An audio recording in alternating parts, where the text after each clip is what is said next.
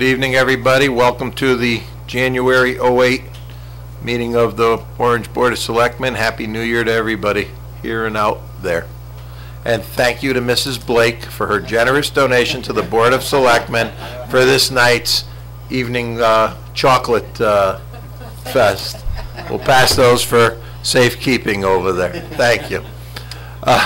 With that said, we'll call the meeting up, and our fire exits, as you know, for our large crowd sitting in the audience tonight. The exit to our right, which leads you to the rear parking lot of Town Hall on Tyler City Road, or if that for some reason became blocked, you could go straight out the back, which will lead you to the Orange Firehouse side parking lot, or if you went up the stairs on the front, behind the wall that the clock hangs on, you would be out on Orange Center Road through the front doors. And we'll rise to do the pledge, and in your thoughts, keep a memory of Officer Kevin Chesnowski, who passed away on Saturday, for this pledge. I pledge allegiance to the flag of the United States of America and to the republic for which it stands, one nation, under God, indivisible, with liberty and justice for all. Thank you. And now we'll have the introduction of all of our selectmen. Mrs. Williams is ready, so we will start with her this evening. Good evening. Judy Williams. Anthony Nastri. Good evening. Joe Blake. Vince Moreno, Town Attorney. Ann Petty, Secretary. Ralph Oakenquist. Mitch Goldblatt. Very good. You all passed on that test. Okay. We have our public participation part. Is there any, Mr. Klotz, anything for public participation tonight, or you're here for the ordinance? Any other new business? No. Anything that is not written on the agenda, is there anything that you wanted to talk about? I know sometimes lately you've been coming up with new items. This would be your, unless it's an item listed on the agenda. No, there's nothing listed on the agenda, but there is a new item I'd like to introduce if I had a moment. As long as it's not on the agenda, this is your 2 minutes in the sun. Okay. Hope this is reasonable. How are you? Thank you. Alan Klotz, 821 Tall Timber Road, Orange, Connecticut. I'm a retired scientist, and I specialized in health physics. So I'd like to bring an item to the attention of the selectmen that's related to physics, but not exactly related to health. However, it is something I see occasionally in scientific journals, and it's something that I think we could show some concern for. It's a form of pollution called light pollution. And more people who are astronomers, amateur or professional, are concerned about the degree to which light is being produced by us and not being utilized, but instead directed skyward. So with that in mind, I'd like the Board of Selectmen to consider, I would say, passing an ordinance or having some kind of a regulation that would state that all non-emergency installed Town of Orange lighting for the future shall avoid having light emitted skyward. Currently, for my own observations, the only lights in town that I see that emit light skyward, not related to emergency facilities like fire stations or police station, is the town library. One small facility. All the other street lights in town, all the other lighting that I see is pretty much directed downward or out to the side. So I would just ask the Board of Selectmen to consider this as something to be friendly to the astronomers and to the folks over, say, at Yale University, where they do have an observatory. Thank you for listening. That's a very interesting thought, and our zoning regulations currently do include a listing on that where the light is not supposed to leave the site. When somebody comes in with a site plan developing their site, like a commercial development, a lot of these new fixtures and all you'll find for the commercial and industrial are all a shielded type of light that direct it down into a certain pattern, That's into a great. certain zone. And that is becoming the standard of the industry, to concentrate it and not waste it, quite honestly. Exactly. And even the lights that Mr. Grimmer had installed on the post road with these new shields that are on them and all, Yes. they all direct only downward into a certain area. It's kind of reminiscent of the city street lights of many years ago, where they would only light up the street corners and all. And the trend is actually going back towards that. So it's That's great to hear, Jim. yeah, that is something that is in our zoning books. And actually, those lights, you can buy a light like those ones at the library now that almost look identical, but they have a different type of bulb and shroud setup so that the light is directed downward and out and none upward. Actually, we have a new parking lot that's under design right now. The plan is up on Mr. Lieberman's desk, and there's new lights slated for that, and they will be getting those new type of lights that direct it downward and onto the lot and not up into the stars. So we are conscious of that, and we are looking into it. Great. Very Thank good. you. Thank you. sir. With that said, we have announcements, and we unfortunately have a couple deaths to announce tonight. Another death is that of Mr. William Furs. I don't know how many of you knew Bill. He died a week or two ago already, and he was a member of the Park and Rec Commission, the Insurance Study Committee, and he was also a constable in Orange at one time. And our sympathy goes out to his family. His daughters and family live here in town.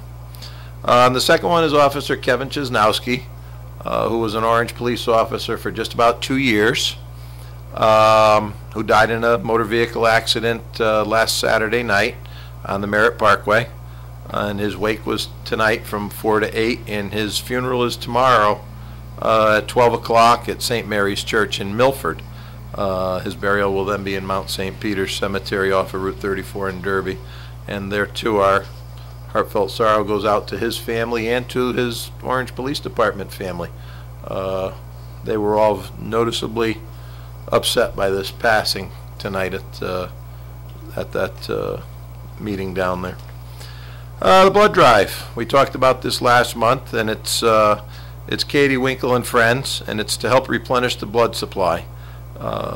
It's Saturday the 12th at the Community Center from 8:30 to 2:30. And if you would like to make an appointment in advance, the number is 668-7099.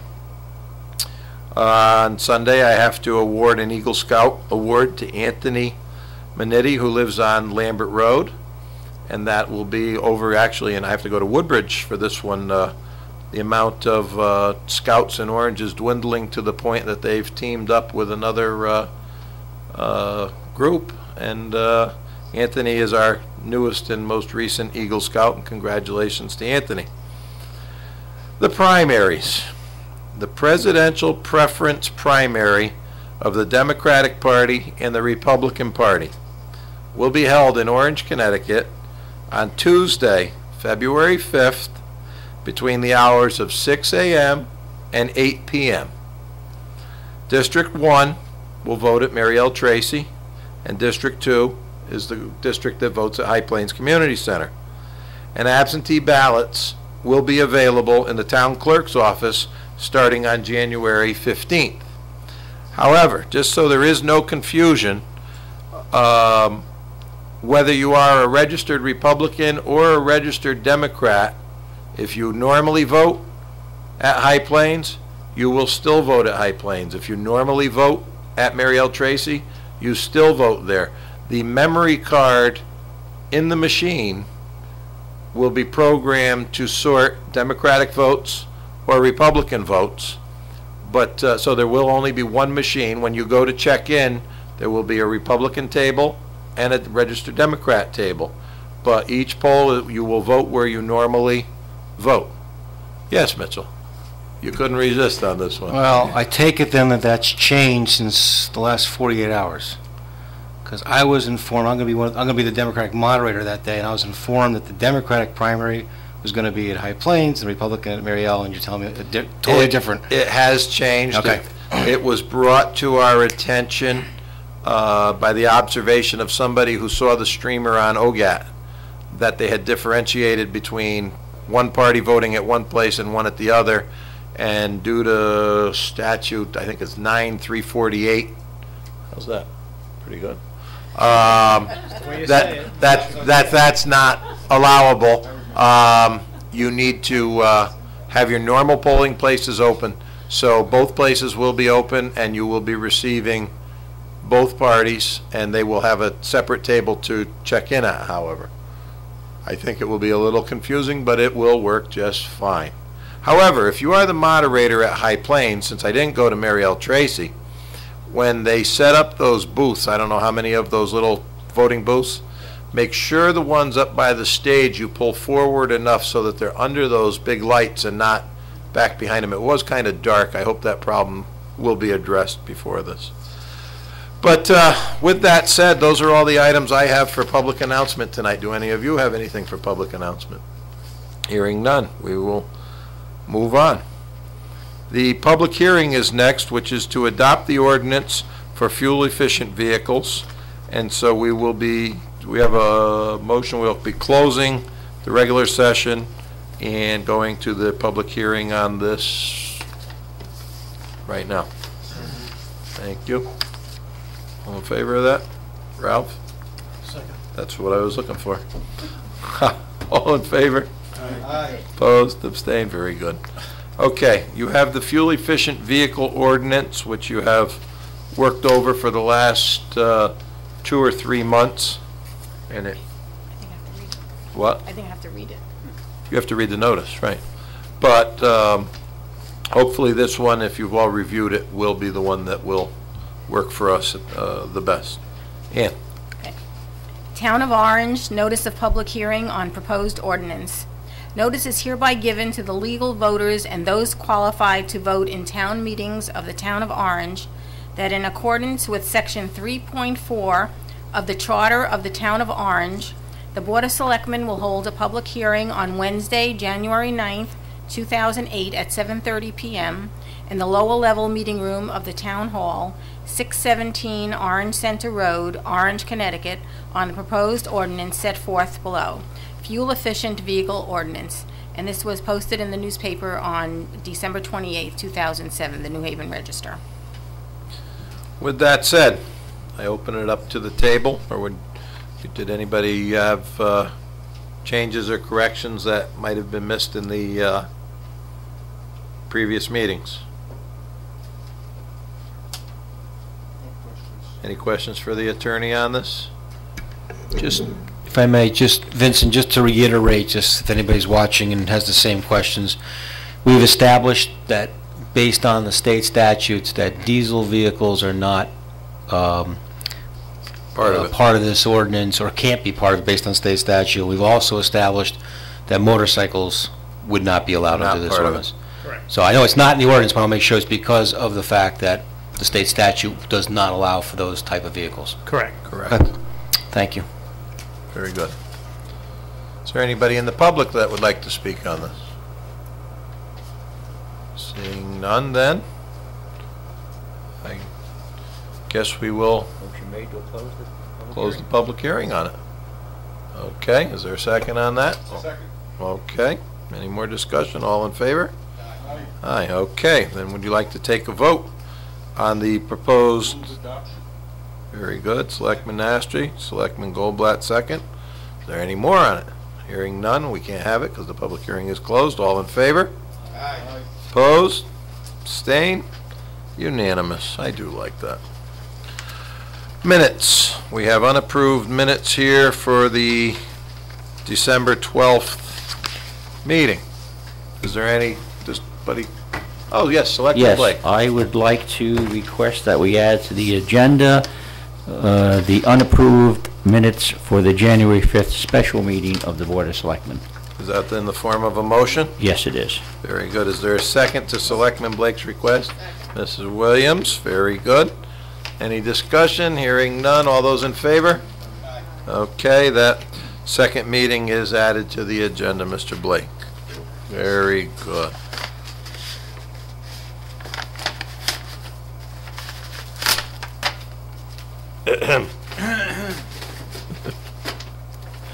Okay. Let's go to the December 12th regular meeting minutes first, please. Page 2. Yep, Selectman Nastri. Page 2. Under the wording of fuel-efficient vehicle ordinance, Okay. the motion made by Selectman Goldblatt, it says to approve the fuel-efficient vehicle ordinance that includes only passenger vehicles, not hybrids. Well, it does include hybrids. Microphone. The wording is a little strange. I think what we need to say is after the words passenger vehicles, parentheses, excluding the word hybrids, parentheses closed. Because we're not excluding hybrid vehicles, we're excluding the word hybrid. That's a good catch, and I agree with that.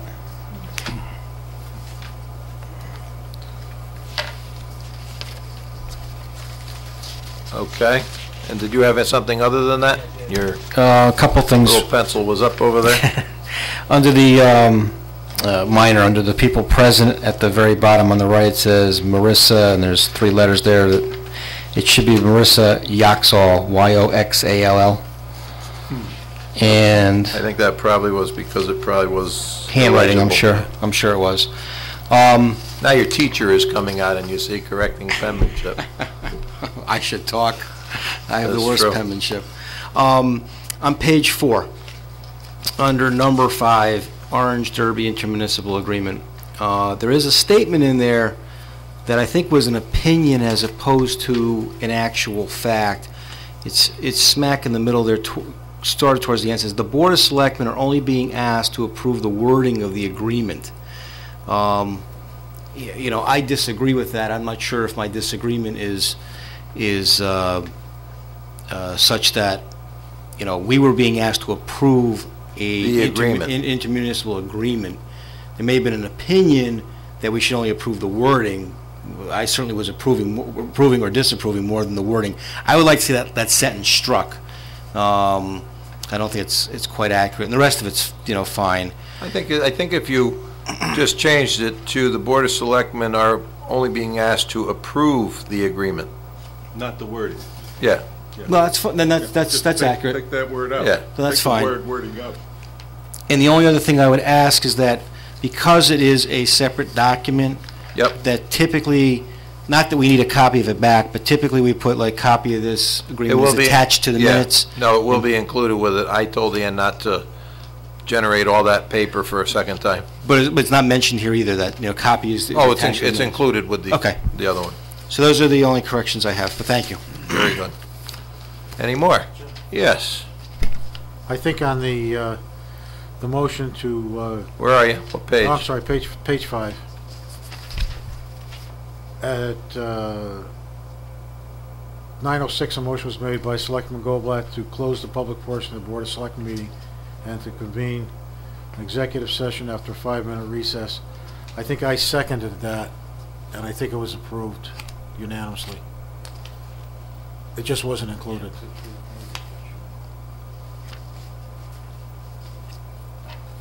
Okay. All right. Is there anything else? Second. All in favor? Aye. Very good. That's not bad, Ann. We did go a pair of parentheses, strike the word, and added Oakenquist in there. That's not too bad.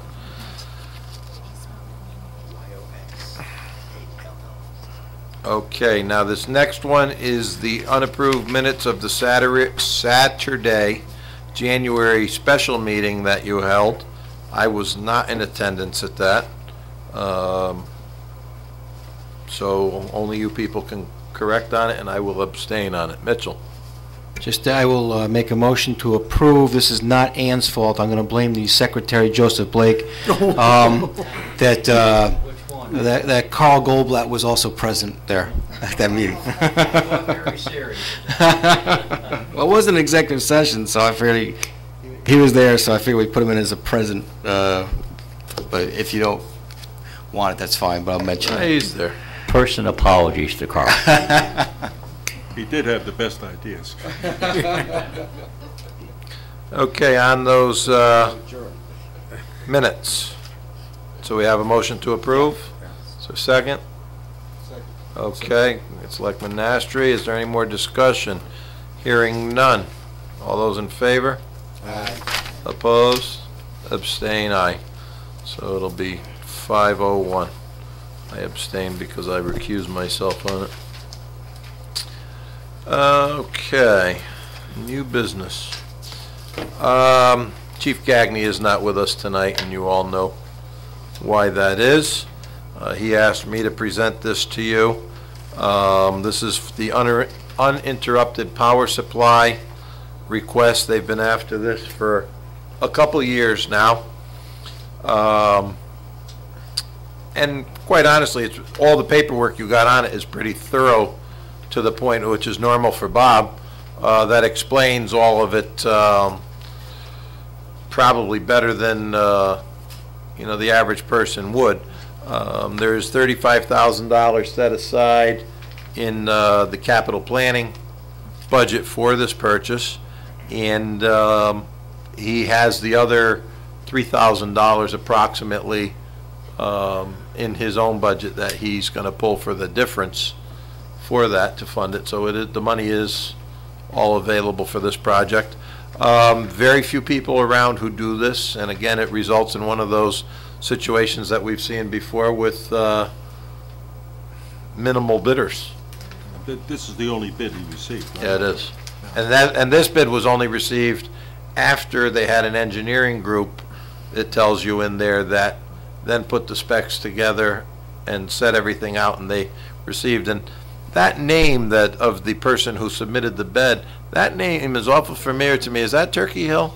Yes. I wonder, I don't know if that's that particular family, but I think it might be an Orange person who might have bid on this project. Yeah, I don't remember the father's name. I don't know, yeah. Yeah, guys have to remember to use your microphones. She's new, she can't help it, Dennis. So if you have any questions for it that weren't answered in this thick packet of material, yes, Selectman Blake. Jim, if you can explain to me, it seems to me this unit that the chief wants to put in here is one that is going to kick in if the generator fails. It kicks in at when there is a power supply failure, period. Then if and when the automatic generator correctly comes on and generates electricity into the building, it will then back itself back out. Because I read where he said on his page here, it protects, should we experience another generator failure, Correct. a proper UPS system should ideally last long enough for us to rent another generator.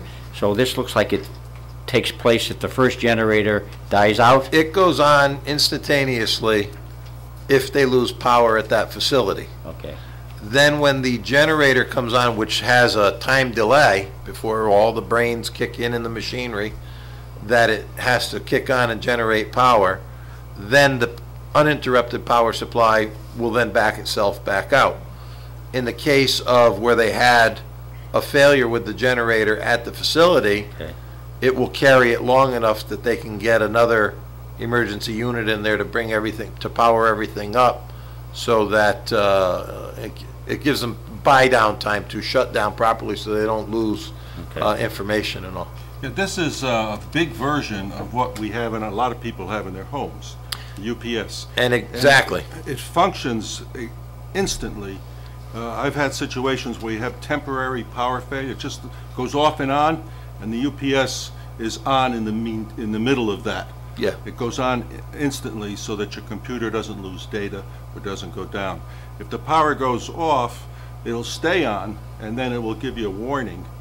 when the battery contained Running in it low. runs low, so that you can shut down your computer so you won't lose data. Yeah, the system they have down there that was purchased quite a while ago now, before my time, is a very small system. It is not large enough to maintain all that they have at that facility anymore. And that's for the reason for this upgrade. All right? Jim, I'd just like to say that I know the chief's been working on this project for a couple of years now. Yep. And it's finally gotten to fruition, and he worked with the supplier to get the cost down to a manageable level. So I think he should be congratulated for the effort he's put into this, and it's something that's really important, I think, for the town. So. He was able to negotiate a $5,000 reduction in the price, of the final price. With that said, do we have a motion? Okay, is there a second? Who did it? I wasn't looking. Selectman Nastri. Any more discussion on it? Hearing none. All those in favor? Opposed? Abstained? Unanimous. Very nice. With that said, item number 2 is to discuss the 2007 Economic Development Annual Report. Paul Grimmer, the Orange Economic Development Director, is with us this evening. Evening, Mr. Grimmer. Good evening, everybody. How are you? Good. Hi, Ms. Williams. Nice to meet you. Hi, nice to meet you. 2007 annual report. I provided this for everybody's review prior.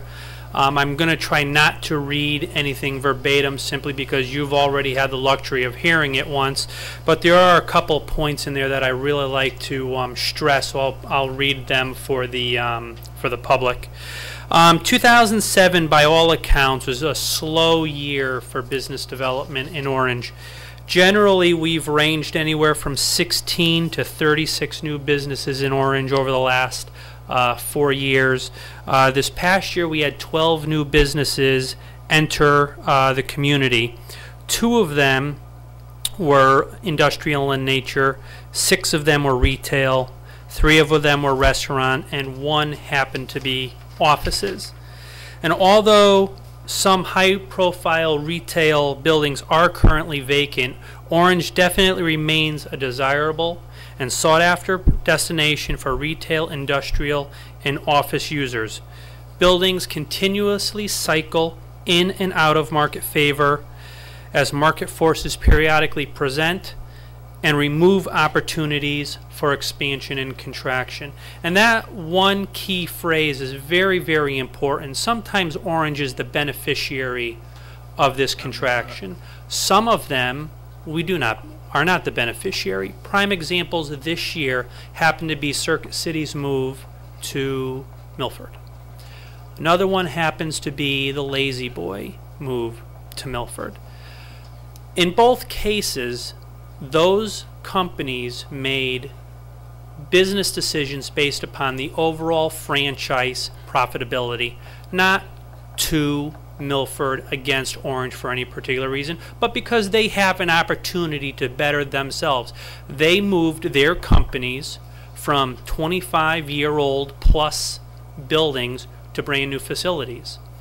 And while Orange has had to take the brunt of that type of thing, we've also done the same thing to Milford with the introduction of Dress Barn to the Christmas Tree Plaza and Michael's Jewelers to that beautiful place next to Olive Garden. So it definitely goes back and forth. Couple key notes is the industrial rate in Orange, which historically has been high in Orange, or higher than people would like to see, is down to about 2.25%, 2.26%. The office vacancies in Orange are roughly at 3.89%. The retail, and this is an average because people don't tend to track this as much as they do some of the others, is ranges between 12% and 14%. I think it's probably closer to the 14%. which increased a little bit this year over last year. Overall, when Orange has seen development potential, it's always because of acquisitions and redevelopment. Raymore and Flanagan acquired a dilapidated, tired plaza and turned it into a beautiful shopping center with DSW, which I just bought my shoes, thank you very much. Raymore and Flanagan, they did a total facade makeover in the plaza. Erstadt Biddle purchased Orange Promenade. Orange Promenade from our friends who developed the Milford Plaza. Doesn't matter. Ceruzzi, Mr. Yeah. Ceruzzi. And what did they do? They took a property that was 40 to 50% vacant, refurbished it, expanded Trader Joe's, or provided for the expansion of Trader Joe's, brought in Talbot's, brought in UPS store, LL Bean. And I have to say, LL Bean has got to be a huge, huge hit. I live in Shelton, shop in Orange all the time. We went to the UPS store. That plaza was packed. It was exciting to see on Saturday over at the UPS store. It was amazing how many cars and how many people were walking in and out of those businesses. So there are very good signs that we see in Orange. Lazy Boy moved right across our border to a brand new, beautiful building. Our friends at George A. Smith and Sons recently leased the entire building to a gourmet food store, which we are still waiting to actually find out the name for, but work is being done. They expanded the park, or the driveway at least. So those things come, and those things go, and those things. While you're on the subject of vacant buildings and all, could you, there's been a lot of misinformation, I think, and people about the tax implications of vacant buildings. The impression is that when a person moves out, that you stop collecting taxes. No. And could you cover that? Yeah, absolutely. The personal property taxes really are a very small portion of the overall taxes that we receive from businesses. You might find places like DSW pay around $800, and I think the number I looked at a year or so ago was about $880 in personal property taxes.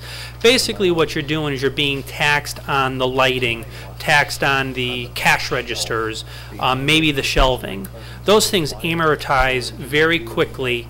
And you'll notice that in a lot of retail establishments, you really see a very small amount of taxes from businesses moving in, and you lose a very little bit when businesses move out. What stays intact is the real estate taxes, taxes on the building, taxes on the land.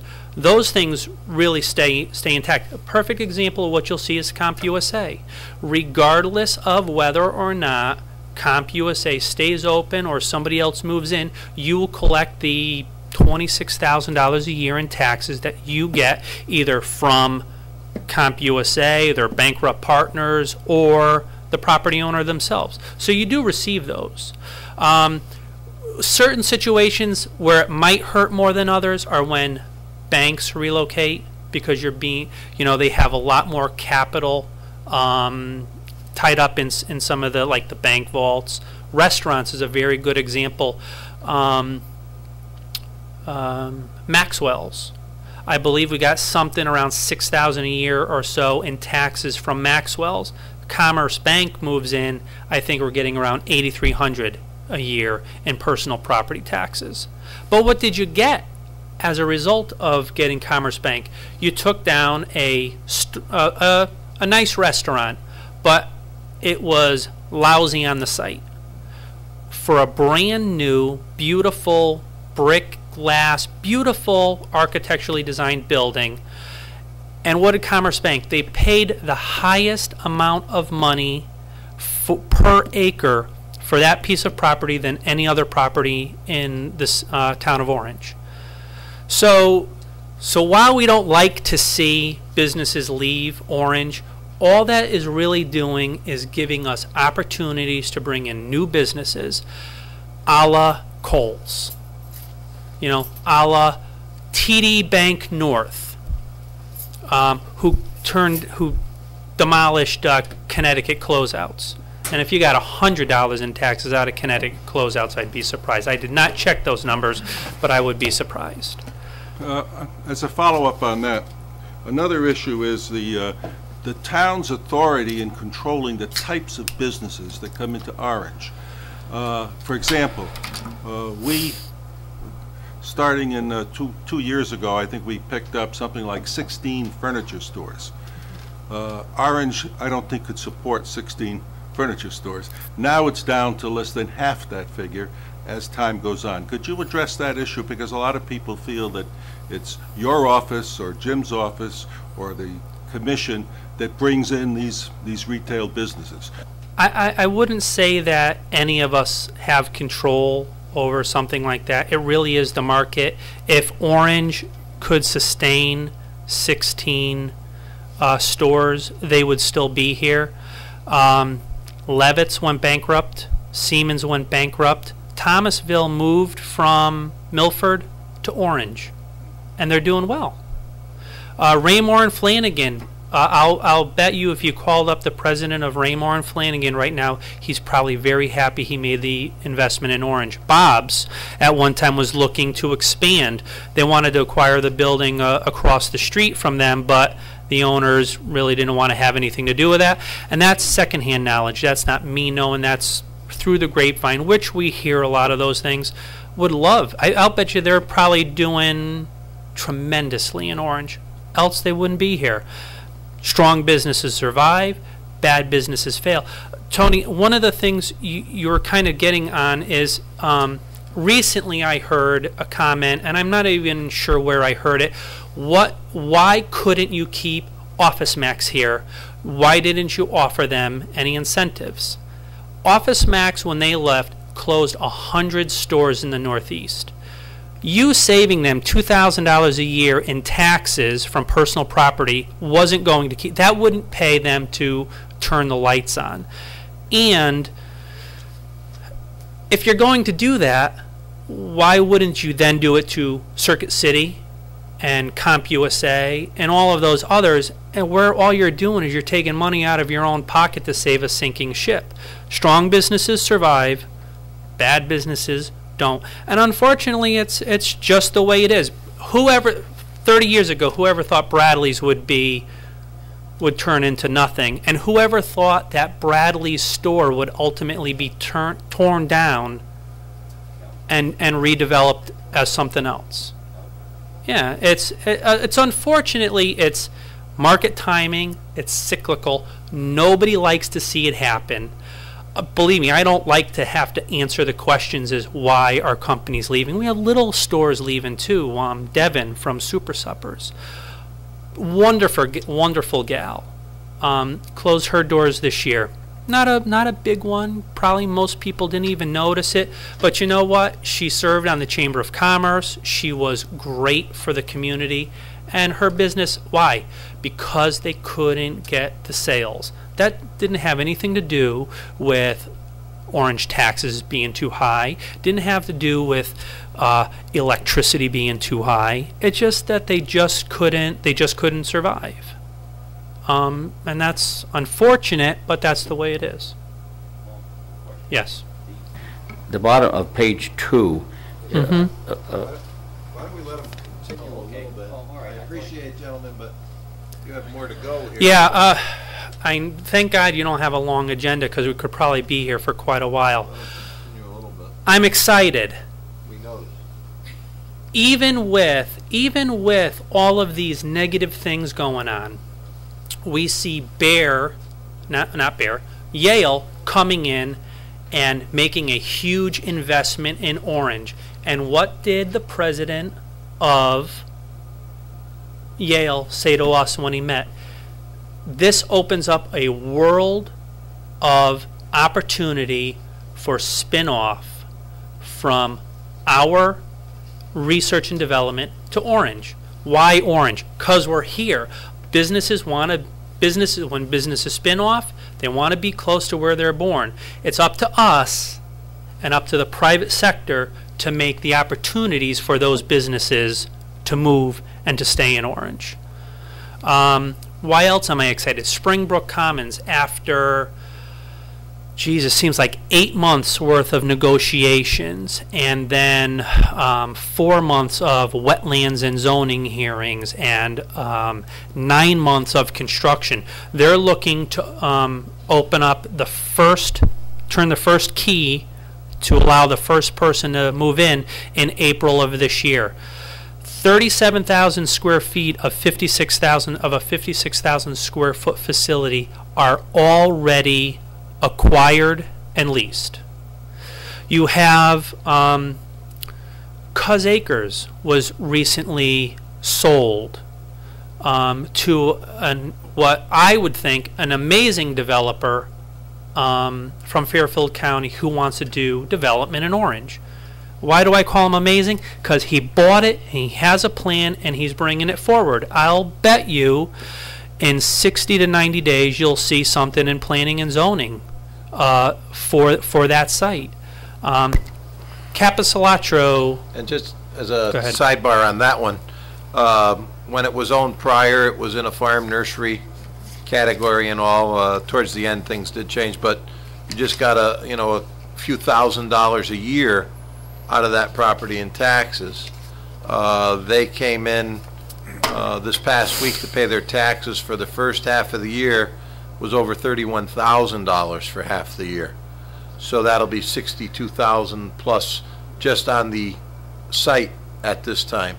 So that was a huge bump for Orange in regards to that. That was a huge plus for us. Plus there seemed to be very nice people to deal with.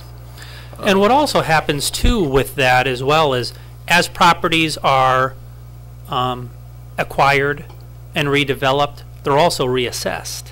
That's really the secret in this, is you bringing in a wonderful gourmet store to Orange really isn't going to do anything to help the tax base outside of those personal property taxes, because once again you've already received those.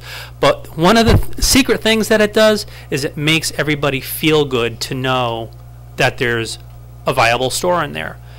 And like I said before, they come, they go, but when they're here they generally stay here.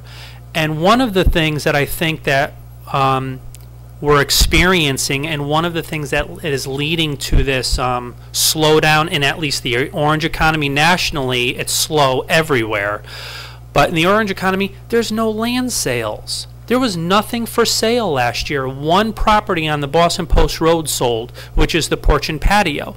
And when they moved out, we heard, why couldn't you keep them here? It was a couple of people who thought they knew business, who drove it right into the ground. And there isn't anything that the Board of Selectmen or the Planning and Zoning could have done to keep those businesses here, outside of maybe sending them back to school. So... Would we have paid for that too, or? No.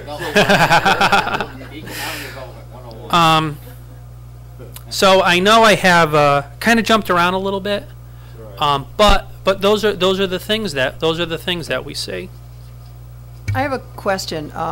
Working at LL Bean, quite often we get people from obviously out of town coming in, and the first question they have is, well, what other stores do you have in Orange? Because they're here to shop, they're making it a day adventure, and I'm wondering if there's a way that we could generate something that could be passed out to the different retailers along the Post Road. That could be a handy little flyer or something. And I realize businesses come and go, but maybe this could be a task that annually is updated, that retailers on the Post Road could pass out to encourage people to stay and support the businesses. We are always looking for ideas, and Mr. Cantafio, Mr. Russell, Mr. Brosler, Mr. Gear, and Ms. Germano hopefully are watching this tonight. They all serve on the Economic Development Commission and are responsible for producing materials like this, which are brochures that are here to promote Orange. Generally, we like to send these out to prospective people, people that we would like to attract, or people who have said, hey, do you have anything about Orange? We're considering the move to the community. This is the type of stuff that we like to send out. You just gave them another year's worth of work to do, which I think they will be very happy, because that gives them an opportunity to go back to the Board of Finance and the Board of Selectmen for an increase in the budget. Or they can wait till next year and do it. But that's a great idea, and is actually something that was also discussed at the Chamber of Commerce meeting yesterday. That's really who should develop exactly. It's a very it's a good opportunity for the chamber to participate. I did call them about a month ago and ask if there was something. So maybe I got the fire going over there. Yeah, and I do have a lot of the information. I would say I have 95% of that information already in our databases as we see businesses come and go. We really need to do a new canvassing to make sure that we've met everybody. That's my responsibility and my obligation, and we're hoping to focus on that once again this year. A lot of those businesses, if people have inquiries as to where LL Bean is, they can go to our website. I have to make sure LL Bean's on there already. But they can go to our website and find out where is LL Bean. And get directions and get phone numbers and addresses and things like that. So those are the types of things that we like to do as well. But beyond all of that, we do a lot of other activities. We've worked on the Edison Road project. We have designed the road. The road's ready to be built. We're just waiting for Mr. Leonard or another private developer to come in and develop that road. We do have a very large outcry of business owners and residents in Orange who don't want to wait for the private development of that property, which they kind of are trying to shift the responsibility onto the town.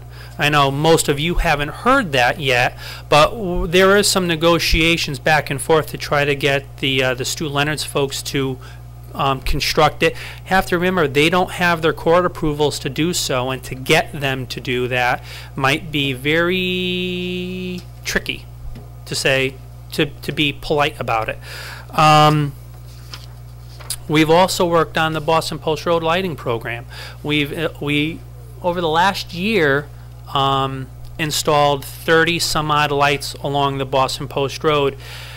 It's actually been very well received, and in one instance we had private owners, going back to the Erstadt Biddle property, who've agreed to finance the installation of those lights privately, which gave the Boston Post Road Committee a very large task. Is now we want to see who else we can get to do it privately. You know, the public, through grants from the state of Connecticut, started the project. They look wonderful. Well, especially, they look nice on the corners, but once you start seeing them in a row and seeing the effect that they provide, not just in illumination, but the aesthetic effect, it looks really tremendous. It looks really terrific, and we're hoping to get other private businesses to pony up and do the same thing. We also put on the Orange Business Expo. Last year, by all accounts, was absolutely the best we've ever done. We had 101 businesses participate. We had over 1,100 visitors for the day. We had a wonderful kickoff breakfast that had 150 townsfolk and business people attend. We gave awards out to Business of the Year award to Commerce Bank. We provided Walter E. Clark & Sons the Lifetime Achievement Award, and Robert Archambault received the Community Service Award. And from start to finish, it was tremendous. This year, we've already started our marketing for it. United Illuminating Company has already agreed to be our major sponsor. Northeast Electronics and the UPS store of Orange have already agreed to be our bronze sponsors. We're looking for gold sponsors, silver sponsors, bronze sponsors, not-for-profit sponsors, food sponsors, all kinds of sponsors. And if any business wants to participate, they need to call me, because I think the sponsorships are going to go as fast as the vendors, as fast as the booths. And we do a lot of advertising for the companies that participate. We do 6 months worth of advertising. This year, we are looking to sell out the entire Showcase Cinemas, which will be a feat in itself, but I think we can accomplish it. Overall, we had a good year. We are really focusing on trying to find businesses for those vacant stores. Don't mean to be glib. Businesses come, businesses go. I don't mean to be glib. We work on it every day. We contact our brokers constantly. One of the things we've taken to in most recent at the direction of the first selectman is call the property owners. You don't rely on somebody else to do your job. Call the property owners. Find out what it is that they want. Call the leaseholders. And that's exactly what we're doing. And that's what we're going to focus on. I think that's it for me, unless anybody there's more questions. Paul and I are working also on a couple other things. One of them that's been a pet peeve of mine, and it took a lot to get. Actually, he just got a response today, and it's been going on for quite a long while. Was the building, the former Builder Square building on Bull Hill Lane? It's been vacant for years because Stop and Shop holds the lease on that site, and they would not break that agreement. They had a couple things that were interested in it, and they claimed that the property owner wasn't interested in leasing to what those merchants were. We don't know if that's correct or not, but we finally have made contact with the right people who control that site, and we will be meeting with them in the next week or two. I think it depends how Paul schedules it, and we will get that site moving. That has become, as far as I'm concerned, a blighted site, and we have several of those in the area that we are working on. And, you know, no, I don't stand out in front with the big bell or ring the gong when these things go off, because we work on them. My style, unfortunately, fortunately or unfortunately, depending on who you are, is we kind of do. I call Paul, we need to do this, we need to do that. You don't see us in the newspaper too much. You don't see us on TV too much. We just get it done. And that's what we are working on right now. And Paul, one that you forgot about is a building that sat vacant for probably, mostly vacant, 6-8 years, maybe more than that, is a store right down the street here next to People's Bank. Was a grocery store, was a Krauser's for years. It's been brought back to life, and you have two attorneys that have split the upstairs into two offices, Attorney Marino and Attorney DeRosa. Correct. And the downstairs, I got to see the other day, and they've broken that into 4 suites, I think, on the first floor. And there's a new immigration attorney who, that's his specialty, is immigration law, is taking an office there, who's been commuting into Manhattan. So now he has an office here in Orange. And our town attorney's firm, Cohen and Wolf, is taking a satellite office there as well. So that's new revitalization, new tax money on the books there as well, too. And it's perfectly pointed, too, is not a lot of people would notice that type of thing is done, and it's good that you mention it and bring it forward. I forgot about it, and I have a note here, and that one's coming along very nice, too, and there'll be more suites available, and it's set up with what I'll call community conference rooms, and there will be a receptionist for all. So if there's, you know, attorneys out there that are looking for that type of space in our town, that we have space available for that now too, and in the community, right in the center of town. Right. I mean, that's a beautiful thing, and it brings a building back to life that was, you know, a little shaky. So I thank Attorney Marino and company for that. And that flyer that, Oh, when did here, you take you my can have it flyer? back. This flyer that they did was a work that the Economic Development Commission did, which Paul brought in a few weeks ago now, and that was very exciting, and that will be part of our mailings. And Just an update on Paul's that. working at it. You could tell by his excitement there. Just as Kick in the teeth one time, once in a while, works wonders for you. whatever it takes. Mr. Blake, did you have a question? I didn't kick him. The bottom on page 2, you talk about a study on Marshall Road and corridor I-95. Yes. Is part of that study the Cos Acres property, or is that already been determined? Actually, something- what it is it's the entire area from Indian River Road, I don't know, is that north or east? Southeast. To the West Haven Milford line over by Con Air, Executive Boulevard, that area. It encompasses the whole entire Brindle thing. Hill, all that area. And that study really is being spearheaded by the Plan and Zoning Commission. We just held the interview process for that activity 2 days ago. Oddly enough, the funds that were made available I guess you could say, by the Orange Economic Development Corporation through the Edison Road grant. So not only did we develop the design for Edison Road, but we also came in under budget and provided an opportunity for that study to be done by the Town Plan and Zoning Commission. The $64,000 question. Yes. That all of us are asked at one time or another. Do you or anybody know what is happening to, you mentioned Stu Leonard's. Where in heaven's name are we on Stu? This is what I was told. It should go to court this year.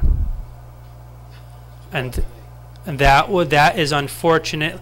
You know, you have a contingent of people in town who are very adamant. Or very, very adamant. I met with them last week, as a matter of fact, and they're holding firm in their decision. It is not the town of Orange.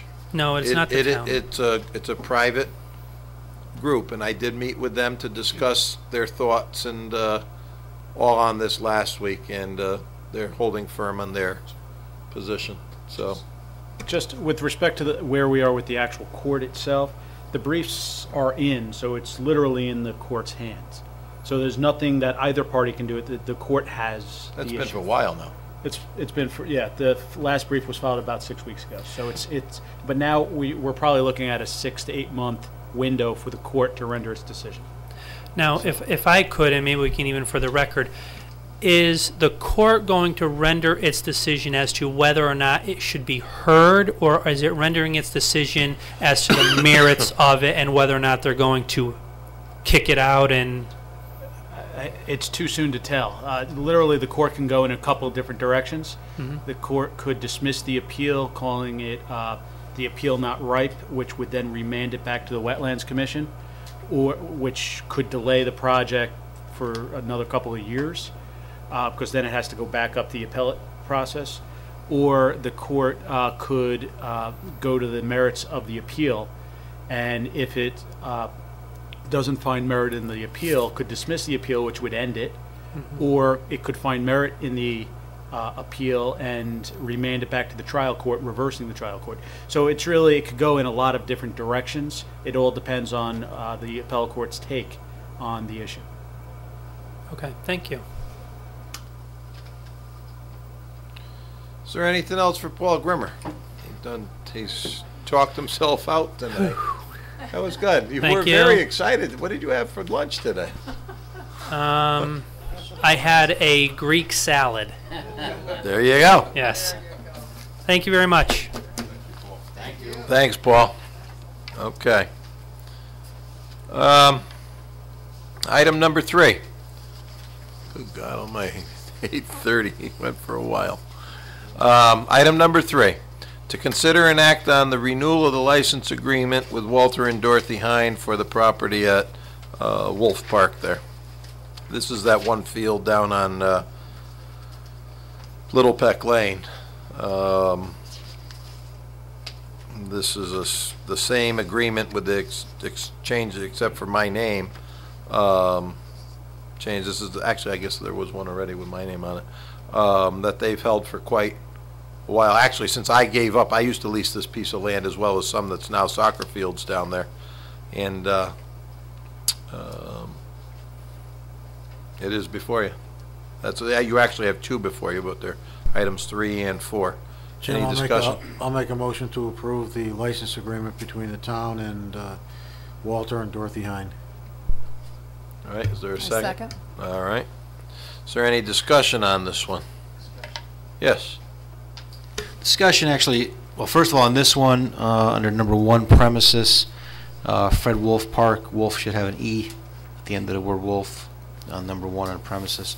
But besides that, my question really has to do with both of these agreements and what kind of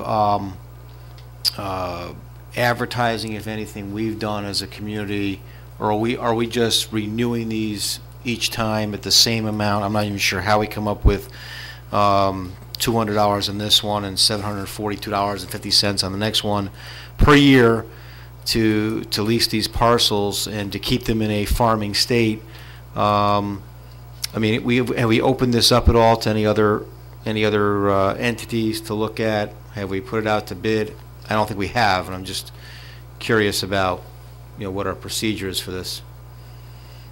Geez, Mitch, I don't know. You asked me about that, but I'm asking you. I'm asking everybody. I don't recall when I leased it for probably 8 or 10 years at least.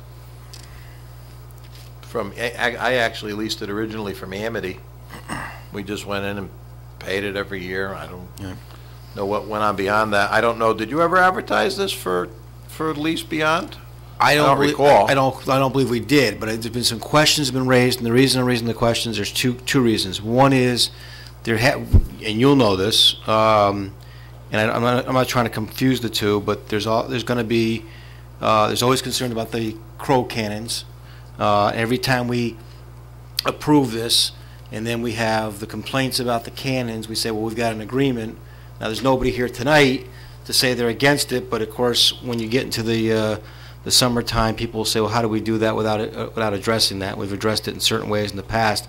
Second reason I bring this up is obviously we have a third parcel, at least, that will be looked at some point, which is the former Ewan property, and I'm just curious as to how we're going to deal with that in the same situation. So those are the concerns I have.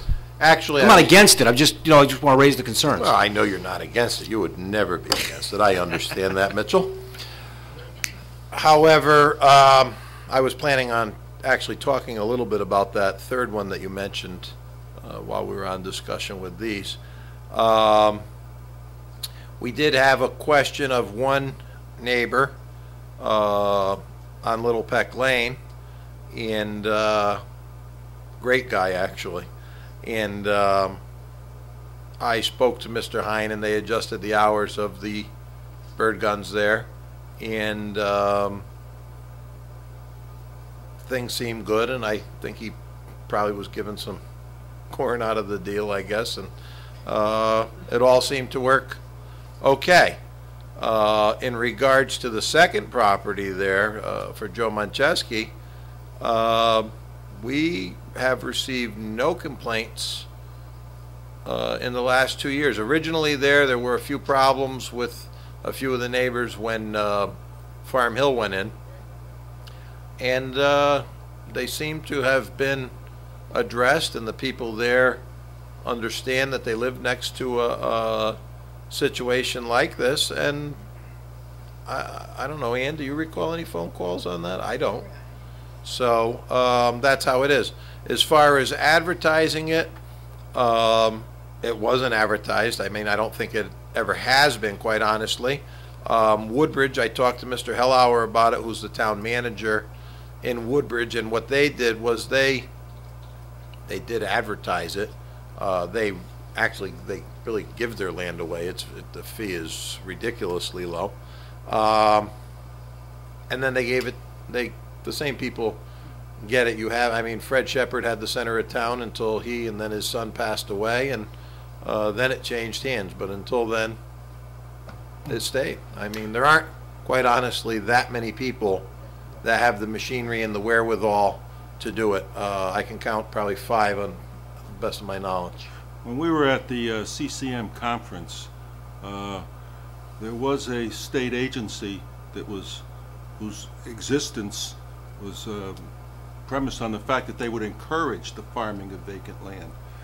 In other words, they're trying to keep farms active in the community, and this is one way of keeping that land farmed rather than, and it adds to the rural character of Orange to have these farms. I mean, I was looking at the sesquicentennial tape, and they were saying then that you know, that the farmlands are disappearing in Orange. You know, and I think that this is an effort really over and above the fees that we keep farming live in the town of Orange. Well, I agree with you. Thank you. Obviously, I would agree with that. I think it is important overall to the community, not just me. That this is a community situation, and I think people in town, yeah, there is some inconvenience with it. Well, there's also inconvenience when you try to go on the post road on a Saturday if you're trying to get to the dump and you don't go across it and you try to go with it. I mean, it does happen, you know, sometimes, but I think there's a lot of people out there that are very appreciative of being able to come and get, you know, some fresh produce and all that is produced right here on their own soil. You know, I think that's an important factor, and yeah, that's really all I have to say about it. So whatever you people decide to do with this is obviously due to my other business. I stay a little bit at arm's length on this, you know. Mike? Are you still discussing? Oh, yeah. If we make the motion, you can still discuss the motion. Make the motion and second it and open it for discussion, which we're doing anyway. Okay, we have a who made the motion? Oh, okay, we already had the motion on Okay, this, that's good. but there is discussion allowed. Go ahead, Mr. Blake. We've seen this come before the board for several years, and if there is anybody out there that is interested in any one of those parcels that wants to farm it for the same reason that the two individuals here do, I would think by now they would have came forward. It's no secret. It's public record. It's been on Ogat. It's been here a long time since I've been here, and anybody else interested certainly is aware of it, and they should come forward to us. And if that happens, well, then maybe you've got a kind of a bidding type of thing here. That's a possibility. Nobody has come forward to me, and I don't know, Mitch, if anybody prior to my sitting as first selectman, this is my second term now, nobody's come to me.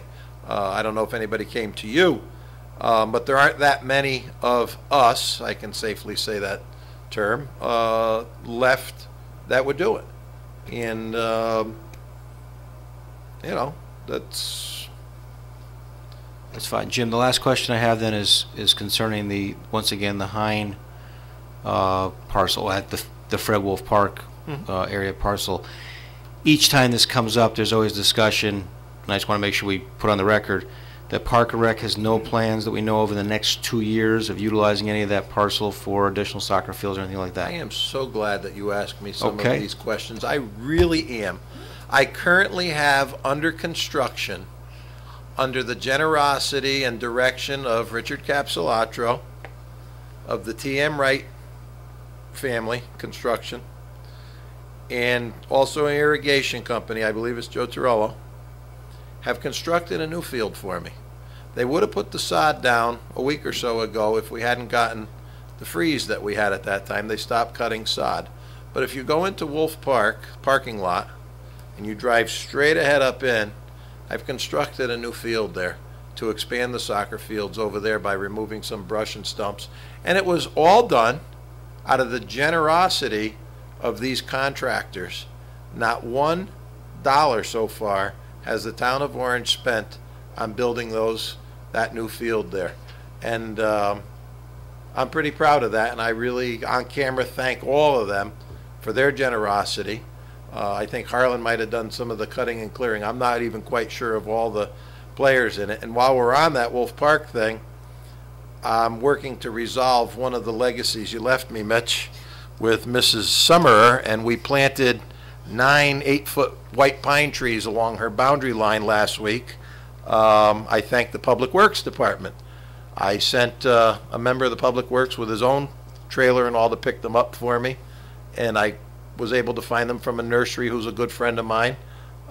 We bought them at a very good price, less than half price, and we planted those this past week also. So Wolf Park is thriving and expanding and looking very good, and no, they have no need for this field at this time. So thank you for asking. Well, now that I've asked it, now that you've brought that up, and we're totally off subject, it seems to me that when we approved 4 soccer fields, there was quite a bit of discussion among this board and the neighbors, and I applaud the people that have come forward and the generosity and everybody that you've just mentioned.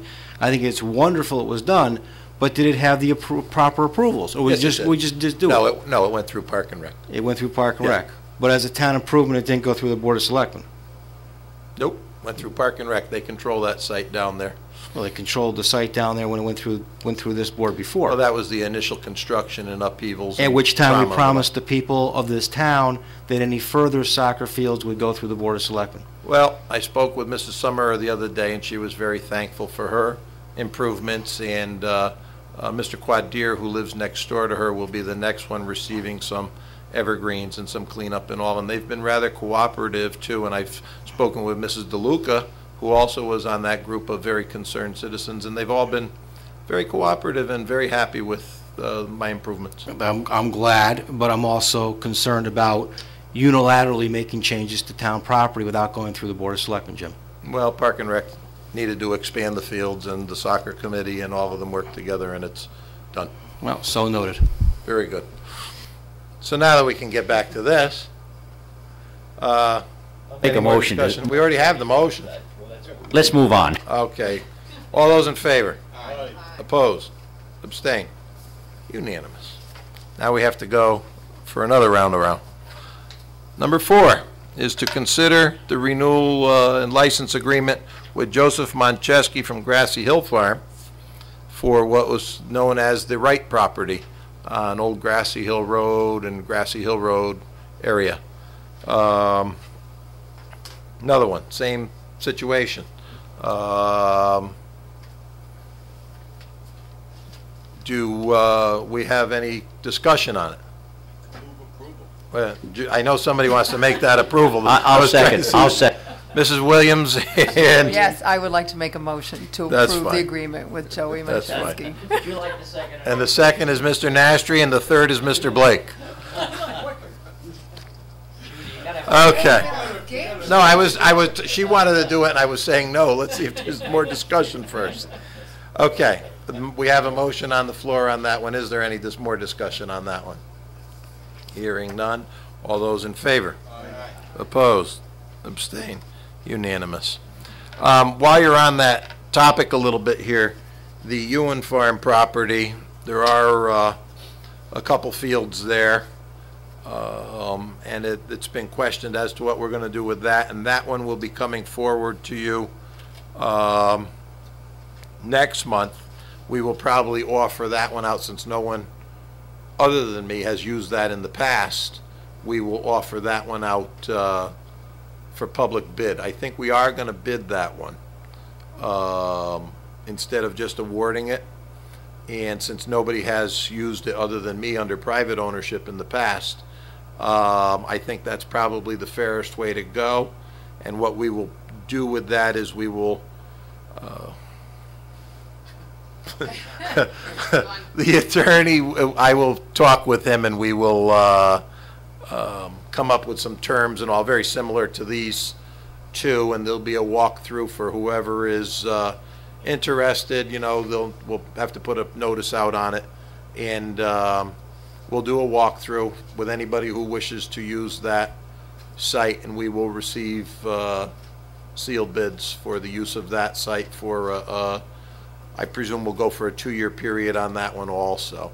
I think with time, you know, some of these things have to be updated and upgrade it a little bit. You know, it would be nice to get a little, you know, I don't know what the Heinz or what Mr. Moncheski do, but it would be nice to get a little lime on the fields every other year or something. Maybe they already do that. I'm not saying they don't. But some things like that, and we're going to be working on that. And we may have another parcel available before long. I'd like to clear a field of autumn olive and all on Racebrook Road that's part of our Racebrook tract. And if we get that cleaned up, that when I was young, that field used to be hayed there too. It's right opposite Racebrook Terrace. And I think that might be another one that may come on the list. It actually benefits your meadow birds and all to clear the field, you know, use it as a hay property, but it benefits your meadow type birds and all by doing that and doing a once a year cut. The Audubon has noted the drops in the counts of those species, and that's kind of important too. So with that said, next month you will have some terms as to what's going to happen with that property over there. Would the terms be similar to this as far as the cost being similar? I mean, we really do want to encourage people to come in. Well, what we're going to do is we're not going to have a price initially because, you know, nobody is, like I said, nobody is using it at this time from out and beyond. So we're going to leave that one for a bid situation initially to see if, you know, it will be sealed bids. They have to be that way, and we'll see what comes of it. You know, I mean, so you might get people that might want the field up Tyler City Road, but not want the meadow pasture down the bottom of the hill. They might want that and the small field on Lambert Road. You know, we'll do a walkthrough with whoever's interested and show them what there is, and you know, we'll go from there with it. We'll see what kind of offers are out there. You know, that's the best I can tell you. Okay. To number 5, to consider and act on agreements for the Department of Transportation, a resolution empowering the first selectman to execute a contract with the state DOT, and B is certification that the town adopts a policy to support non-discrimination. I think it's supposed to be. Oh, agreements and warranties required under the state law. Okay. Something happened there. It shifted. And C is an incumbency certificate for the first selectman. I don't know where they think I'm going. Lord, I better read that. Okay. Has everybody read these? You can do them one at a time, or you can do all 3 items here. Just, yes, Mitchell. I just have a question as to Yes. what the need for this is. Obviously, there's something that you're being asked to sign with the Department of Transportation, but we don't know what it is. This comes from, is this the one, part of the one from COG that she didn't? Oh, this was the van one. Oh, this was the whole, all right, well, you should have put, this is for the grant for another van. Oh, okay. For the community service is what it is. Okay, 'cause we've got 3 resolutions. I'm not sure what they're referring to. No, this is, I was thinking this was the one actually below it. Okay, That's my bad. with that This is for understanding, the I'll vans make for a the motion community to service. approve the resolution empowering the first selectman to execute a contract with the state DOT. Okay, do you want to do just one, or do you Yeah, want to do all 3? We'll do one. Do one at a time? Yeah, I Okay. think so. A, do we have a second on that one? Second. Selectman Nastri. Any more discussion? Hearing none. All those in favor? Aye. Opposed? Abstained? Unanimous. B, the certification that the town adopts a policy to support the non-discrimination agreements and warranties required under the state law. Motion made. Mr. Blake? Second. Mrs. Williams? Any discussion? Hearing none.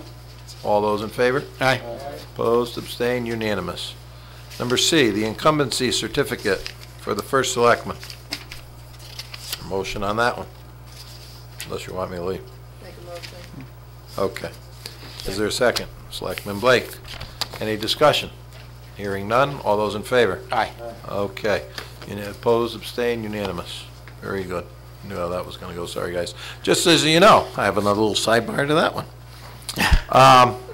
They lost their storage space at the old firehouse for the vans during snowy and bad weather. and they got covered with ice that wouldn't break in all, a few weeks ago. That garage is full of WPCA equipment, and the maintenance man's van is full of tools, is now locked in there when not in use and all.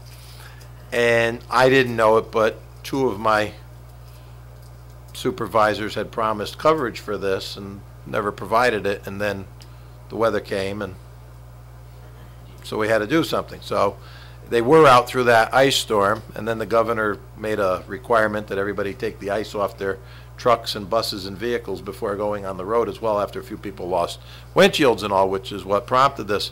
So I went to the chief of the fire department. First I looked in the back windows of the firehouse, and they had some rooms still in the Post Road firehouse. So it went to the executive board of the firehouse last Thursday, and they approved. And then last night I went to the firehouse's monthly meeting next door, and the body approved. We have garage space there. They're accommodating us for the months of January, February, March to keep these buses inside, to help us out, with the snow and ice and frost situation, and it keeps them warmed. I mean, we've had some problems where, it's 9 degrees out and you got to go pick somebody up at 6 in the morning to take them to a, appointment or dialysis some sort, and, the vehicles are completely frigid and all iced up. So this will help on that. So I thank the Orange Fire Department for that. Kindness. Yes, Jim, Mitchell. how do we lose the old firehouse, which one of the designations when that building was closed up, meaning the smaller We didn't lose it. No, but how we lose, you're saying that the vehicles were left outside. We're still using the garage. Okay. Part of it is a vehicle that's the maintenance man's van, Okay. is stocked and equipped with tools. Okay. We can't, they're his tools, some of his tools and some of our tools. We can't leave that vehicle parked outside due to the possibility of theft of the tools Right. from that vehicle. Could be thousands of dollars. So that vehicle took part of the space, and WPCA has a truck in there with a crane unit on it that they use infrequently but do use, and that ended up in there, and I haven't been able to find space for that vehicle as infrequently as it is. And they also have some portable pumps on trailers if for some reason there were a failure in the system, the sewer system. And then there's some extra pumps for each substation. So as we expand business of town services, so does the equipment that goes with it. And the van was going back and forth to and from the man's house, and that situation changed a few months ago. And so that's how we ended up short. We just don't have enough garage space for a lot of what we have. And so the fire department stepped up at this time, but I think before next winter 08-09, you're probably going to see us coming forward with some sort of request for some, in addition to one of the buildings, for garage space, quite honestly, is what's the That's situation. already come up before the capital planning committee. Yeah, I know, but I know. Okay, well, so anyhow, so that's why we didn't lose the space.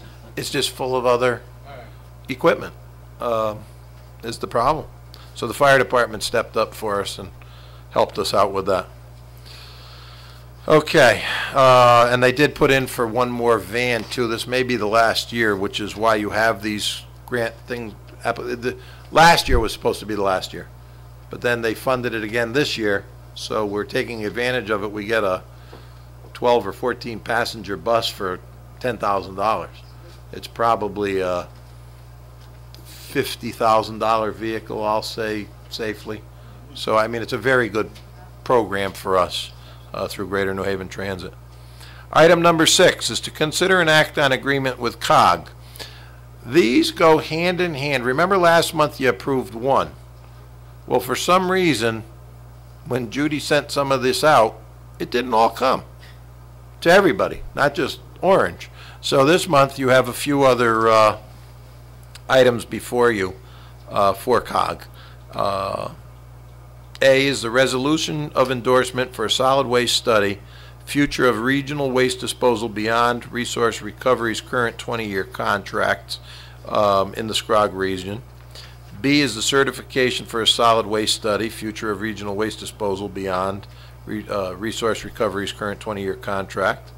C, resolution of endorsement for a South Central Connecticut regional website development in the South Central region. And D, certification, South Central Connecticut regional website portal, a one-stop shop for marketing, economic, business development in the South Central region. So these are all COG items, and they vary a little bit. What's kind of driving the first two is the problem with our waste trash to energy plant down there in Bridgeport. The time is almost up, and years ago when that contract was set up, it was set up, and at the end the operator of it gets that plant for $1. And all of us who have funded it for all these years through all our trash to energy there and all lose out. And a person commented to me last night, you know, why don't the 11 towns or whatever there are, 11 or 14 towns dump there, why don't we eminent domain it? He says, if my taxes go up because of the increased cost of trash, you know, I'm not going to be happy. I said, well, if you think they're going to go up because of the trash, it's $480 million is its our estimated appraised value on it, and theirs, they feel, is higher than that. So if you do the math on that, it's going up either way. So That wasn't the only mistake made years ago. there were several with this. There was no escape clause That in was there. when you were a freshman Yes, on the I board, absolutely agree, and I'm not going to say who sold us the bill of goods. It wouldn't be fair to that attorney. I'll put it nicely. But there was not even an escape clause in that. He wasn't born. Vincent wasn't here, but I remember very well. Afterwards, we found out there should have been an escape clause in there for a municipality, And and there was not. Yeah. Okay, so with that said, can we have a motion on item A, resolution of endorsement for the solid waste study? Yes, Mitchell. Question on number Yes. one, number 1 and number 2. A and B, you mean? I'm Okay. sorry, you're right. 6A Okay. and 6B. Okay. Because the last two just say that we have no legal obstacles to the provision of Right. service, which I imagine you and the town attorney have looked at, so I have Yes, no he problem did. with those certifications. The resolution of endorsements, though, are basically saying that we're endorsing a proposal we haven't seen. Now, I'm trusting that you, as a member of the COG, have There- read this and feel confident that we should be endorsing this, but I think in the future, it would be nice if, and it's probably a thick document, it's something that at least we have an opportunity to look at before we're passing a resolution that They says are, we're endorsing. they are available out there, and again, these don't cost the town directly any funding. This goes through the dues process, Mitch, which you know, and of the COG, which we are a member community of and pay dues into. You all right, Mr. Blake? Okay, just checking. Break open the box. Don't do that. Okay, with that said, is there a motion? He can make it. He can't. They put me through the paces for 27 years. What the hell's the difference? Okay, motion made. Is there a second? Oh, he was the second. I couldn't tell. He so I think I did. Mumbles over there. All those in favor? Oh, poor Mr. Blake. All those in favor? Opposed? Abstained? What was that, Joe? Number 2 is a certification for the solid waste study B. Is there a motion on that one? I can make that one. Oh, he's doing better now. Is there a second on that? I'll second. Mrs. Williams, okay. All those in favor? Opposed, abstain, unanimous. Item C, under 6, resolution of endorsement for South Central Connecticut Regional Website Portal. Very good. All righty, any more discussion? Hearing none, all those in favor? Okay. Opposed, abstain, unanimous, very good. D, certification for South Central Website Portal, one-stop shopping, very good. Okay. Why, you got a computer now? Oh, one-stop shopping. Kate will get you the listing. Any more discussion? Hearing none, all those in favor? Opposed, abstained, unanimous. Very good. Joe, that was kind of funny. I didn't think so. Okay, this one, Well, you see it on Ogat. never mind. Wait till he walks in the house. Ah, well, to consider, this one's rather interesting. This one falls in that same group like another one we've had before us. I mean, it's mostly really for you all to read because we can act on it, but unless the other communities do, you know, so you can endorse it or you can just let it ride. This one is to consider and act on agreement between the Amity Administrators Group and the Amity Regional Board of Education, of which we are part, but they're like a city within the city. Jim, do you know if the other two boards of selectmen have acted on it? Woodbridge has it tonight also. Tonight? Bethany, I don't know. Derry didn't say. All We right, have thank no you. authority over this. Not None really. I mean, whatsoever. it would be like all the three towns would have to down it in order to down it, just so you know. All three towns or just one town? No, All three? all three. Yeah, so it's really an FYI. Ann asked me, Patrick said we have the right to act on it if you wish, but it's really an item you can, same as the contract from next door, you can take no action on it and it will become effective. Yes, Mitchell? I guess I'll ask Vincent the question through you, Jim. I would recommend that we take no action. And the reason I say that is in looking at this agreement, I have no real reason to disapprove it. But by taking no action, if for some reason the other two communities found reason to want to disapprove it, that would then allow us to come back, even if we had to have a special meeting, I presume, to then find out why they would feel that way and possibly join them, as opposed to the fact if we go and approve it in the positive, I think it'd be much more difficult for us to rescind that. So I'm just saying, my recommendation is to take no action. Yeah, the statute provides for a 30-day window, so as long as, if there's going to be disapproval, it has to occur within that 30-day window. Okay. I would agree. To the extent that you take an affirmative action today, you would then have to come back, rescind your affirmative, and then go into negative. Right. There would have to be a basis for it. But taking no action, you wait and see to see what your surrounding communities do. Jim, you know, you talked to the other first selectman Yep. and the people at Amity. I don't know if you have any inkling of any problems or not. I'm just feeling that there probably isn't a problem, but this way, in case, if we're taking no action, it's not going to stop I was it. on the phone with Mr. Hellauer yesterday, who's the town manager for Woodbridge, and I asked him about it, and he hadn't heard any rumblings of unhappiness. One of the things there is only one thing that really sticks with me. I mean, it's got some pretty good pay numbers in it and all, but on page 6, they still have what I consider a longevity item, the paragraph 6.6. And I mean, I don't know why. That's something that's kind of prehistoric that we've eliminated here. Both Mitchell and I have both had that at different times, and it's been phased out. And they still have it. And that's something that, you know, when salaries weren't quite what they are now, that was something that was in there to help offset some other expense. And, you know, that's a pretty good stipend they're getting there, longevity. I'd like to know the total package in each one of those. I mean, somewhere along the line, how many people were affected by 23 years, 19 and 17, Yeah. and know what the final package is on that. Yeah. Because they do retire, obviously. Oh, yeah, yeah.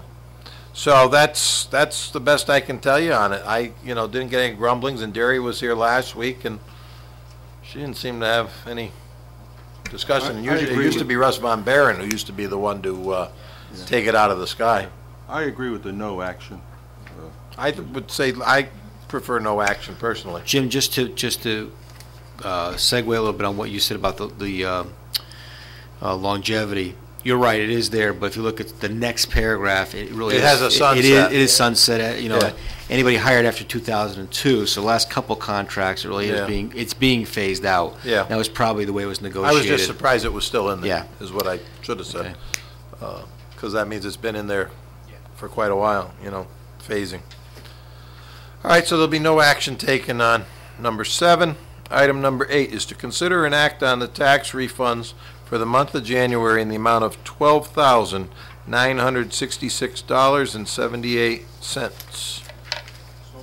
Is there anybody on this list that we need to worry? I don't think so. Okay. With all that said, motion by Selectman Nastri, second by Mrs. Williams. Discussion? No? All in favor? Opposed? Abstained? Unanimous. Very good. Committees. Pension Board, number 1. The next pension board meeting is February 21st, so I won't be able to report on it until the March meeting. Okay. Capital Planning, Selectman Okenquist. We have a tentative meeting scheduled for January 24th here in this room, 7 o'clock, if anybody's interested. Very good. High Plains Community Center renovations. Also have a meeting scheduled on the 16th at 9 o'clock at High Plains Community Center. Okay. Personnel, I'll say there was no meeting. We only had one item, was to pertain to poll worker pay, and unfortunately the registrar who requested this was unable to attend that meeting, so it has been taken off at this time. There's no report from personnel. So with that said, I guess we can, oh, I thought you were sending me some. We will close the regular meeting if I have a call to it. Looks like 9:05. And you will go into executive session to discuss the lease for the rear parking lot of People's Bank. Again, I will recuse myself on that. And I also have, after you decide what you're going to do with that, I may have some information for you. All I'll say at this point before I leave is in regards to Phil for it. With that, here. Well, I'll make a motion to go into executive session, including at 9:05, and including Attorney Marino in that executive session. Yep. I'll second it. Do you want a 5-minute recess? Yes. Okay. Add it on to it. That's So right. pending a 5-minute recess. Okay, we are back in open session from executive session. They just invited me back at 9:30. And would somebody like to make some sort of a motion or action or something as to what you all decided in executive session? I'd like to say we enjoyed Kate's candies.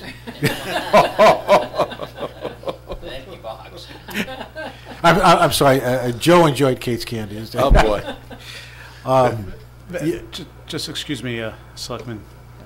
I just want to, just for clarification, since the agenda is written the way it is, what this board is about to do is to take action with respect to what's on the agenda, but it's not actually worded. The action that they're about to take is not worded the way it's worded on the agenda, so that the public is understands what's going on. It is part of what's on the agenda. The motion, though, is going to be worded differently. And I know you all got all of that.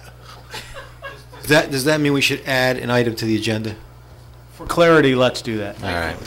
I like to. Then I like before Ralph makes his motion. I like to add a item to the agenda to discuss. How do we usually put this? To discuss possible action to consider and act on the. No, but he's going to raise that part. Options. To consider and act on. Thank you, Tony. Consider and act on options concerning the Mary L. Tracy parking lot. Thank you. Okay, and the second to that is Mr. Blake. All in favor of the motion? Aye. This is to change the agenda. That's just to add to the agenda. To add to the agenda. Okay. Now, I would like to make a motion that we authorize the town attorney to obtain an estimate on the feasibility of expanding the parking lot at Mary L. Tracy School. Oh, I second, I'm sorry. I second the motion. Is there any discussion? The only discussion is just for clarification, once again. I mean, this really pertains to the discussion that we had in executive session about a potential lease for the rear parking lot of People's Bank. So I think people should be clear that it's part and parcel. We need to do this in at least 2 steps. And just for further clarification, because it's not clear enough, what you're authorizing me to do is to obtain estimates from engineers regarding their costs to do the study. So it's not the cost of the proposed expansion, but the cost that they will charge the town to conduct the studies and the plan. That's correct. Thank you.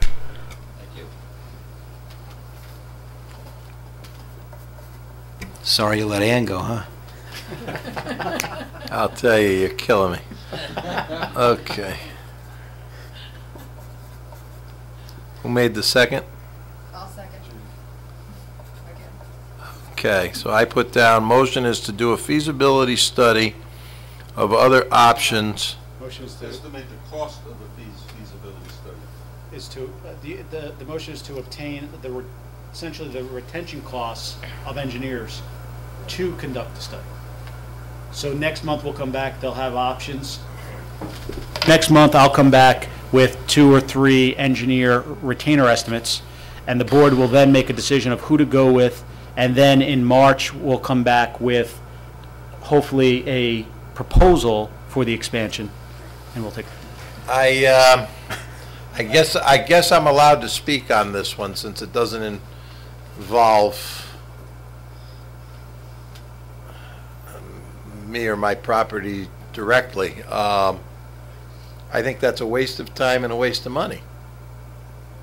Professional services, we can just go out and hire. You don't need to go out and get a retainer cost estimate for engineers to do a feasibility study of a parking lot. That's absolutely ludicrous. More than a parking lot. Well, it's filling and building a parking lot. Jim, But it's also what happens downstream.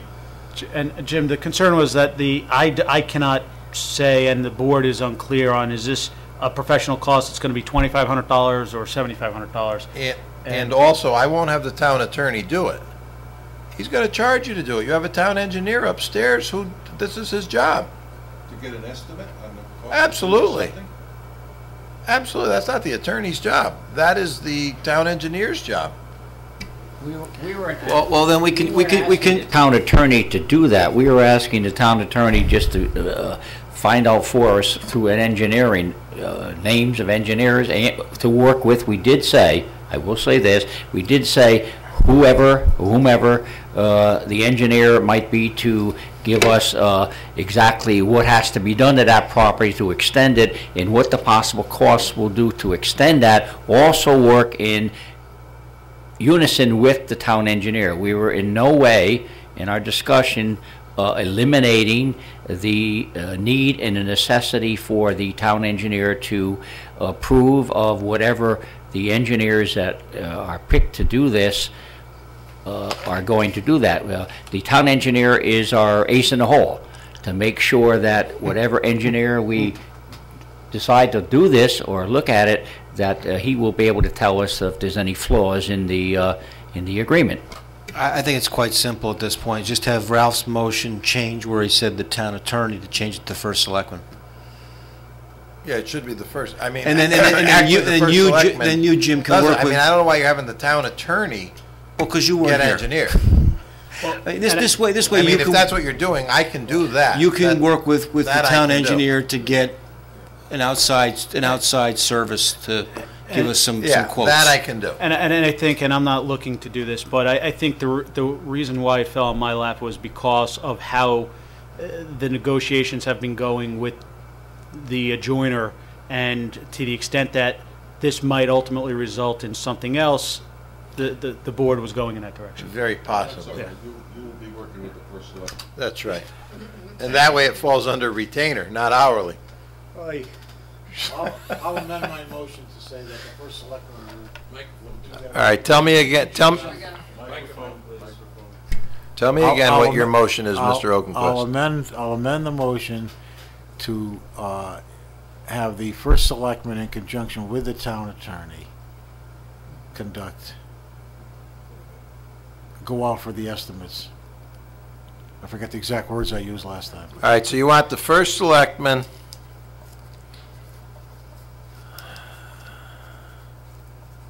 In conjunction. to get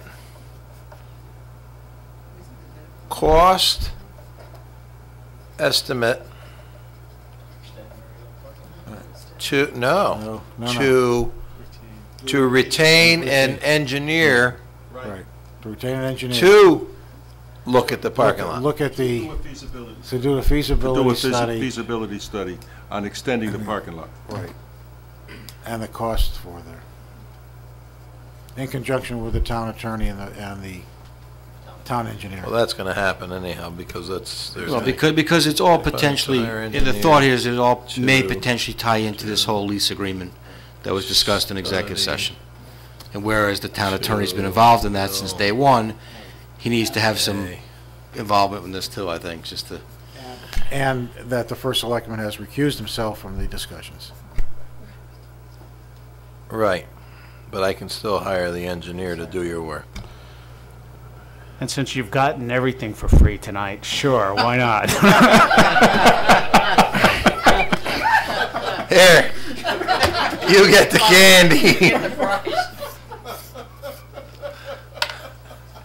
Hey, we're on a roll. What else can we get? What else can we get from Vinnie for free tonight? Not much, but I'm trying.